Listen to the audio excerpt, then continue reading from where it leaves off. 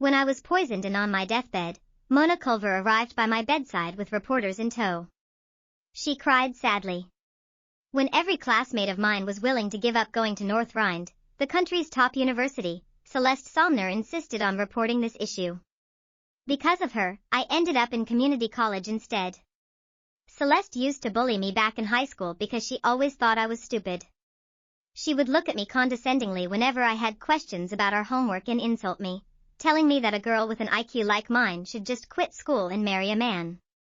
When I started at community college, she was jealous of me when she found out James Holden had a crush on me, so she paid some hooligans to assault me. Regardless, we were still classmates, so it makes me so sad to hear about her getting poisoned. Mona's sadness touched the internet, and a huge discussion erupted online. Which is more important? A person's character or their education level? Our classmates came forward as witnesses, backing up Mona's story. They claimed that Mona had always maintained good results, but she had accidentally gotten food poisoning before her final exam, which affected her usual standard of performance. The local education department held a last-minute meeting and decided to make an exception for her, giving her a spot in college. James had even knelt on one knee to propose to her, and their love story garnered huge popularity among netizens. While all this was happening, an extremist with mental illness snuck into my parents' home to break their legs and burn them to death. While they were begging through their locked door to be saved from the fire, James was standing outside with his arm around Mona. If it wasn't for your daughter snitching on us, Mona and I could have gotten together earlier.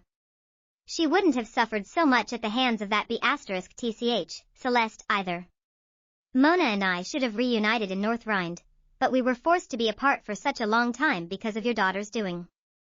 Your family deserves to die like this. This is your retribution. My soul was roaring in the air as bloody, angry tears flowed down my cheeks, but no one could see me. When my eyes opened again, I was reading my class's group chat, which was filled with messages. Celeste, James is just asking us to apply for community college together as a group so we have some negotiating power with Northrind's admissions team. Why are you acting this way when we're just pretending? Yeah. Besides, you're not our mom. It's none of your business if we're willing to compromise our high results by choosing community college. Come on, guys. Don't you get it? She's just jealous that Mona is the most popular girl in school and that James likes her. It's a love rivalry. She really is disappointing, isn't she? I bit my lip hard and tasted blood in my mouth. I finally realized I had been reborn the day before the university application deadline. I quickly quit the group chat as my hands trembled with excitement. Our class was renowned for being the top ranking in the country.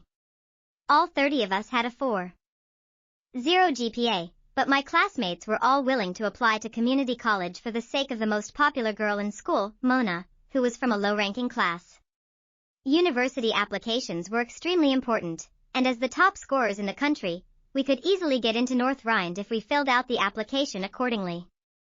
However, if all of us missed the opportunity to submit our applications to this top-ranking university, we would not be able to get into Northrind. We might even miss the application deadline for other universities. It would be a waste of our high school years. I was worried about everyone's future in my previous lifetime, so I secretly informed the school and everyone's parents of their plan, only to be hated and to cause my own family's destruction. This time, I looked forward to watching my classmates destroy their own futures. If they wanted to be Mona's bootlickers, I wanted to see how they would end up without a prestigious degree to show for it.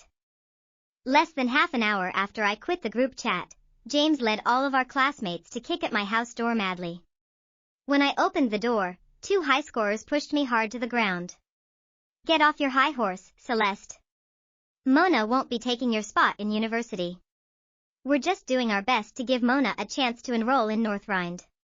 Why are you showing off when your results are only in the city's top 10? Are you trying to threaten us by quitting the chat group? Do you think our plan will fail just because you refuse to join us? James rushed into my room while I was stunned and edited my university application. Stop acting out, Celeste. We're giving you a chance to be one of us by asking you to join the negotiations with Northrind. I clenched my teeth as I remembered how they poisoned me without hesitation in my past lifetime. The memory chilled me to the bone. They were evil for refusing to let my parents and me go. I could not help but tremble with rage. They mistook my reaction for fear, and the look on James' face changed.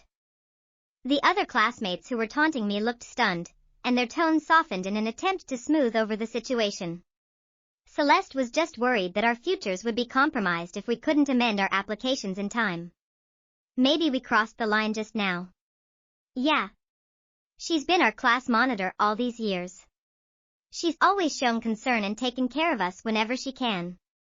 Mona suddenly burst out crying, and she choked back a sob while saying, "It's fine, everyone. Please fill out your applications properly and stop giving Celeste trouble for my sake. I know she has always looked down on me, which is why she's scaring everyone with the excuse of your futures being possibly compromised." It hurt James to see her that way, and he pulled her into his arms. He stroked her head tenderly and said arrogantly, "Northrind is nothing. I don't believe the university recruiters will ignore us when more than 30 of us classmates apply for community college. They will definitely make an exception for Mona after we talk to the dean. She might even get a scholarship after the negotiations, and then all of us can still be together. Everyone. We're all highly capable people, and not some brainless dope from a small town who thinks Northrind is the most important thing in the world. The dean will definitely be scared into giving in to us if we decide collectively to give up applying to Northrind. Northrind will change its admission policy overnight when they learn so many potential talents are boycotting them." It sounded ridiculous to me. All of them looked delighted with themselves as they comforted Mona and themselves at the same time. It was true that they were the state's top scorers, but the results spoke for themselves.